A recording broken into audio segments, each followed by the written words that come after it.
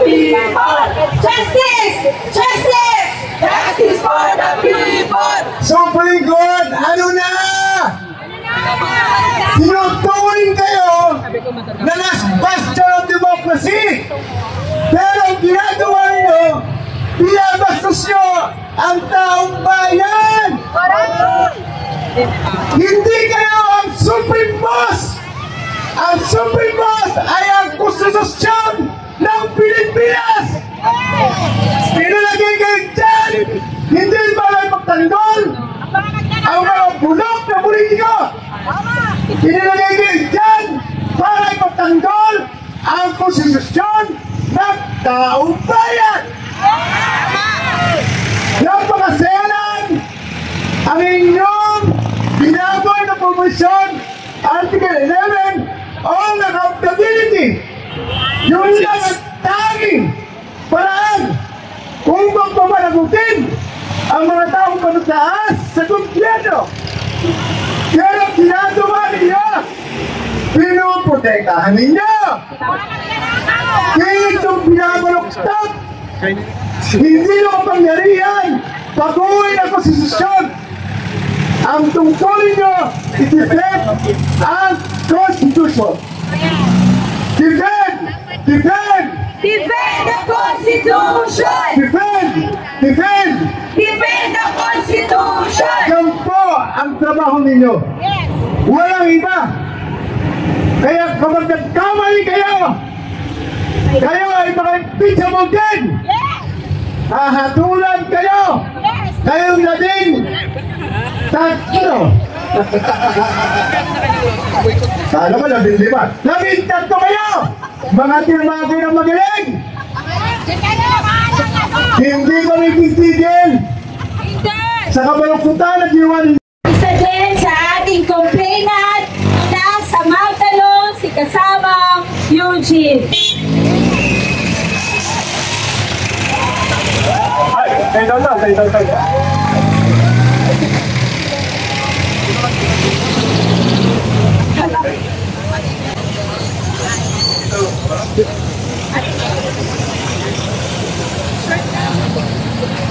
Sandali lang daw. Shorts lang daw sa dito. Pero ba tayo narito? Nagpapakaawa ba tayo? Yes! Pagbigyan nyo naman kami! Diba? Pagbigyan nyo naman kami! Dinigin ba yung mga kagustuhan natin? Sintinin nyo naman kami! Maawa na kayo! Your Honor, pag hindi kayo sa amin, kailangan mapanagot ang mga nagdakaw sa taong bayan. Tama ba? Nagdakaw ba sila? Tama ba magdakaw? Kailangan ba litisin? Litisin natin. Pakinggan nyo man lang. Diba? Pakinggan nyo man lang. Bigyan nyo kami ng pagkakataon. Masabi kung ano mga reklamo namin sa taong bayan. Kawawa naman ang taong bayan. Wala nang kapangyarihan, wala nang pera. Wala pang batas. May batas pa para sa atin? Wala! May batas pa para sa atin? May justisya ba? Wala! Sa magnanakaw ang batas! Yun! Para raw sa magnanakaw ang batas. Tama ba yun? Maawa naman kayo sa mga ninakawan, sa mga pinatay. Bigyan naman kami. Yan ang sinasabi ng taong bayan. Yan ang sinasabi ng mga taong narito. Kagalang-galang! Your Honor! Mga kagalang-galang! Para naman, pagkakas kayo sa tawag sa inyo. Dapat pakinggan nyo ang taong bayan. Tatawagin namin kayo paggalang-galang kung meron paggalang para sa inyo. May paggalang ba para sa kanila? Wala. Hingin nyo ulit ang paggalang ng taong bayan. Balik na rin, sabi lang dito, balik na rin ang desisyon. Kaya si Sara Duterte, Sara Duterte! Litisin! Litisin! Sara Duterte! Litisin! Litisin! Maraming salamat po. Maraming salamat! sa pwede naman dito, tuloy, kasi kailangan lang hindi pa naman yung white at well, house ay nag-5 kahapon, meron pang umulo pa yun sa today, dahil today nga ang unpack court. At tingnan naman po sa mga may ganong reason na nilang galangin, baka naging patay na doon sa Supreme Court decision. So, sana galangin din nila yung procession, yung tamang legal process. Mensahe ko ba kay Justice Yon and Ayun po, tayo po ay naniniwala naman na expert talaga si Justice Yone. Alam niya, nakasama po natin siya sa ibang mga laban.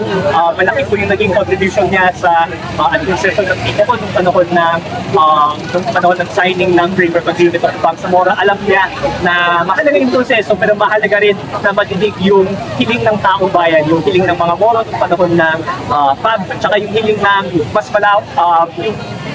yung hiling ng malawak na taong bayang Pilipino ngayon na dapat magkaroon talaga ng accountability. Na yun naman yung constant po mula yung hiling ng ating mga kapatid na Moro ay accountability para sa historical injustices na naranasan nila sa Mindanao. Yung hiling naman po natin ay accountability din para sa injustices na ginawa ni Sara Duterte, yung pagnanakaw niya, yung pagbanta niya ng karasan at yung involvement pa niya sa mga extrajudicial killings yung siya mayor nung panahon ng kanyang patay. i-accept natin if ever it is such a Senate? I-dismiss po ng Senate. Siyempre, pag-aaralan po natin yung mga bagong rules na binabag ng Supreme Court. Pero wala rin magpipigil sa taong bayan na magkaroon ng sariling pagtititis para kay Bibi Sara Duterte. Total, marami naman po sa mga ginawa ni Bibi Sara ay pang-ibig ko. Sa harap ng lahat po siya nag-threaten ng mga kapwa Pilipino na kahit hindi ko naman sinusuportahin yung Presidente. Malinaw sa marami at malinaw sa buong mundo na hindi pwedeng magkaroon ng isang vice-presidente na nag-hire ng isang assassin na nag-threaten sa kahit sinong tao. Para sa akin, kung ganun kalinaw ang ebidensya, taong bayan na po ang hahanulot mo ang lahat po ng ating institusyon ay may focus sa atin. Pero sana pa rin po, umaasa pa rin po tayo na pakikinggan po kami, na pakikinggan tayo ng ating mga institusyon. Pero ba't umaasa po tayo na magkakaroon ng reversal sa decision ng Supreme Court? Yes po, kasi again po yung kapag mayroong bagong ebidensya na pinapresent, talagang nasa kapangyarihan ng ating mga Korte Suprema Manyano, RTC, nasa kanilang may power naman po na ma-reverse yung mga decision nila kung may bagong ebidensya na present. Sa naging decision ng Korte Suprema noong July 25, may ilang mga punto, may ilang mga facts na hindi nabanggit doon sa decision. Sa pagkakalat po, yun po yung nilalaman ng motion for reconsideration ng House, yun din yung nilalaman ng motion for reconsideration ng Pinay, ng mga impeachment complainant. Sana po, tingnan po din na yung facts at mag-decide sila accordingly po base sa mga bagong facts na ito kung tama ba ang maging original na decision nila. Maraming salamat. Thank you. So bukas sa Senate.